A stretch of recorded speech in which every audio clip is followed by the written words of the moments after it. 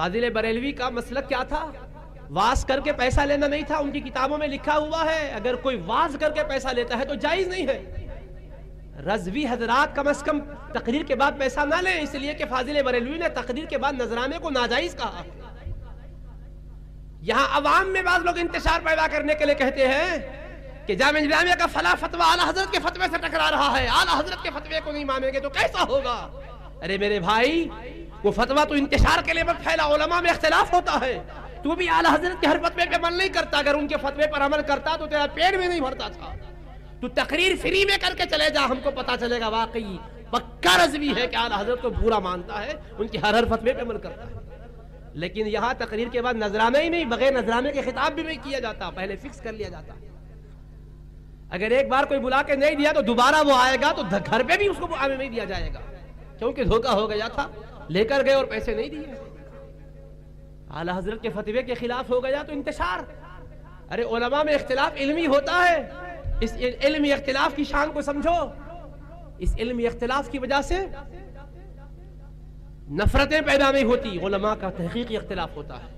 اگر حیدرآباد کا رہنے والا کوئی اگر اعلیٰ حضرت کے فتوے پہ عمل نہیں کیا یا جامعہ نظامیہ کو فالو کرنے والا کوئی عمل نہیں کیا تو اس سے نفرت مت کرو تم، اس لیے کہ تم بھی اعلیٰ حضرت کے ہر فتوے پہ عمل نہیں کرتے. ان کے فتوے میں صرف ایک ہی نہیں ہے کہ اذان کو منبر کے بعد نہیں، مسجد کے باہر دلوانا اعلیٰ حضرت کا فتویٰ ہے، خطاب کے بعد نذرانہ نہیں لینا یہ بھی اعلیٰ حضرت کا فتویٰ ہے. ایک یاد ہے، ایک بھول گئے؟ جہاں پر اذان منبر کے پاس ہو رہی اس کو باہر کروانے کے لیے اعلیٰ حضرت کا فتویٰ یاد آ گیا. اپنی تقریروں کے نذرانے کے موقع پر کیوں یاد نہیں آیا؟ وہاں بھی تو وہی اعلیٰ حضرت تھے، کوئی اور تھے؟ ایک جگہ ان کا علم یاد آ گیا کہ اعلیٰ حضرت نے کہا ہے منبر کے پاس اذان نہیں ہونا چاہیے، مسجد کے باہر ہونا چاہیے. تو وہی اعلیٰ حضرت نے یہ بھی کہا ہے کہ واز کر کے پیسہ لے گا تو جائز نہیں ہے، تقریر کا نذرانہ ناجائز و حرام ہے کہا انہوں نے. اور آپ کو معلوم، جب حرام ہے تو حرام کام کرنا بھی جائز نہیں ہے، حرام کام میں مددگار بننا بھی جائز نہیں ہے. اگر کوئی مولانا بولے میں حرام کھانا چاہتا ہوں تو دوسرا حرام کھلاتا کیا؟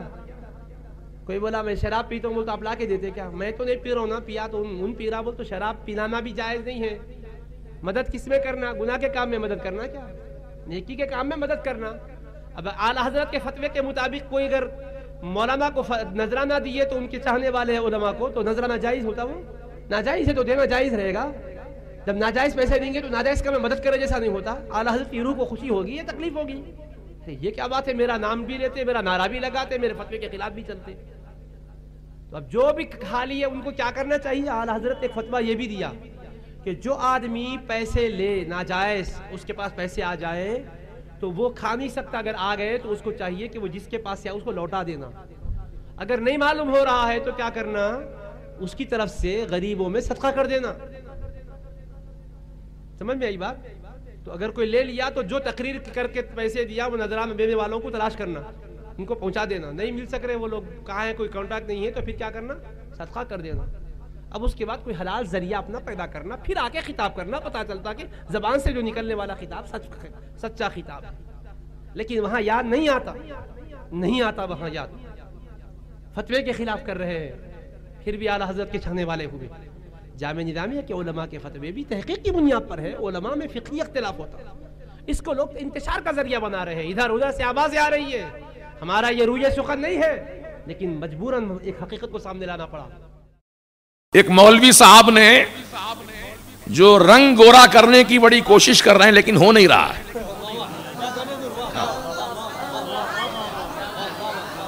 ارے کیا کوئی دل کالا ہے رنگ کیسے گورا ہوگا؟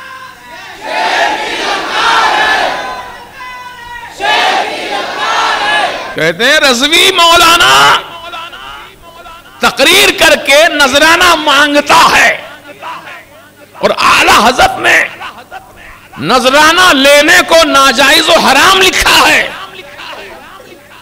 میں اس مولوی سے پوچھتا ہوں ذمہ داری کے ساتھ، اعلیٰ حضرت نے نذرانہ لینے کو حرام ناجائز لکھا ہے یا نذرانہ مانگنے کو؟ مانگنا حرام ہے. بتا دو 45 سالہ اس فقیر کی خدمت،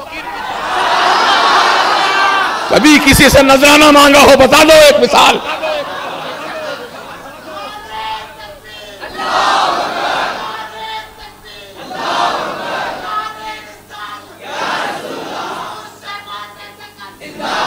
الحمدللہ ہم تقریر کرتے ہیں، واعظ کرتے ہیں، نصیحت کرتے ہیں، عوام کے درمیان جاتے ہیں، مگر نذرانہ نہیں مانگتے.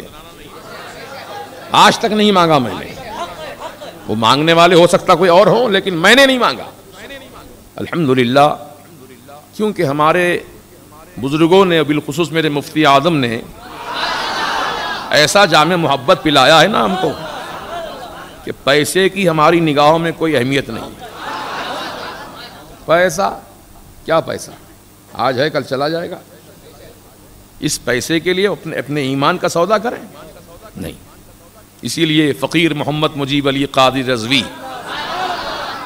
ببانگ دہل یہ کہتا ہے، اور کان میں نہیں میدان میں بولتا ہے، دنیا کا کوئی ٹکسال جہاں نوٹ چھپتی ہے، ڈالر بنتا ہے، ریال بنتا ہے، پاؤنڈ بنتا ہے، جتنے بھی ٹکسال ہے دنیا میں پیسہ بنانے کی فیکٹریاں، آج تک کوئی ایسا سکہ نہیں ڈھالا گیا جو مجیب علی رضوی کے ایمان کا سودا کر لے.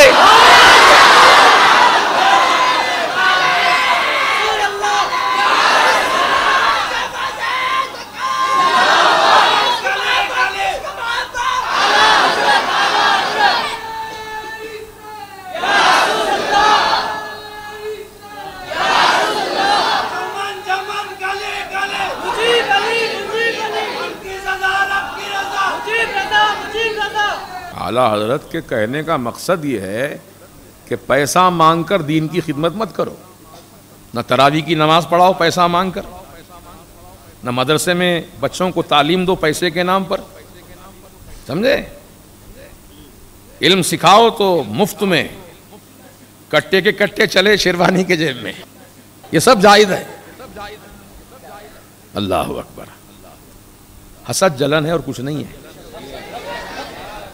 خاک ہو جائیں ادو جل کے مگر ہم تو رضا، غیظ میں جل جائیں بے دینوں کے دل، یا رسول اللہ کی کثرت کیجئے.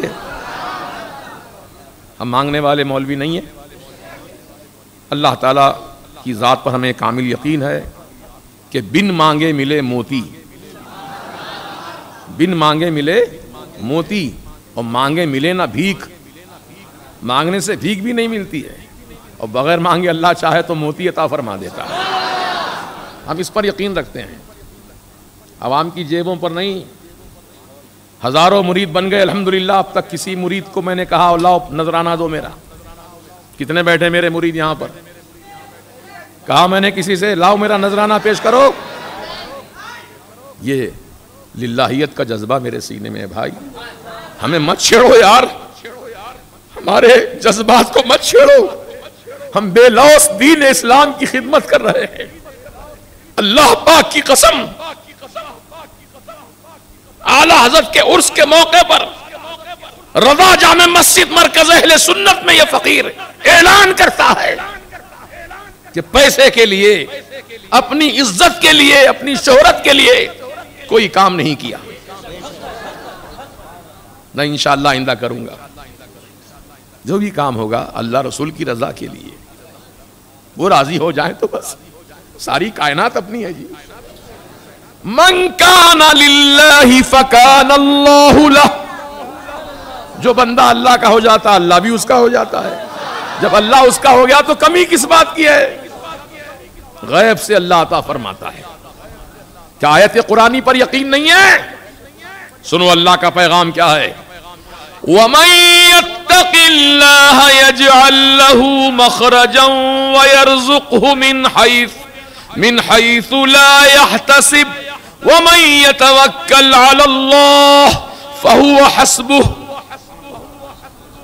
اس آیت کا مفہوم یہ ہے وَمَن يَتَّقِ اللَّهَ، جو بندے اللہ تعالیٰ سے ڈرتے ہیں، يَجْعَل لَّهُ مَخْرَجًا، اللہ تعالیٰ ان کے لیے راستے بناتا ہے. وَيَرْزُقْهُ، اور انہیں روزی بھی پہنچاتا ہے، رزق بھی عطا فرماتا ہے. کون؟ اللہ تعالیٰ. کس کے لیے؟ جو اللہ سے ڈرنے والے ہیں ان کے لیے. کیسے پہنچاتا ہے؟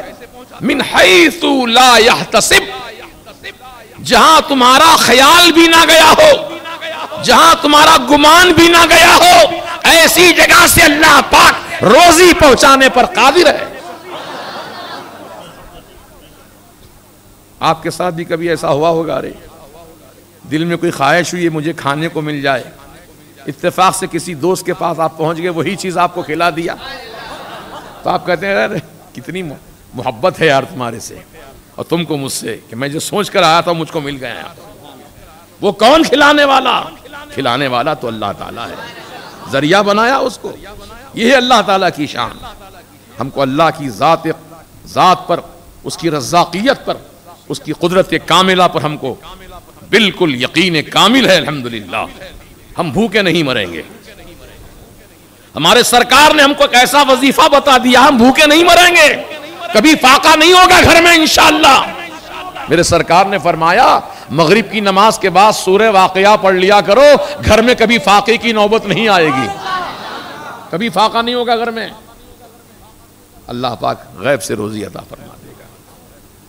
روٹی روزی کے چکر میں نہیں ہے بھائی ہم، الحمدللہ ہم تو دین و سنیت کا کام کرنا چاہتے ہیں، مسلک اعلیٰ حضرت کا گھر گھر پیغام پہنچانا چاہتے ہیں۔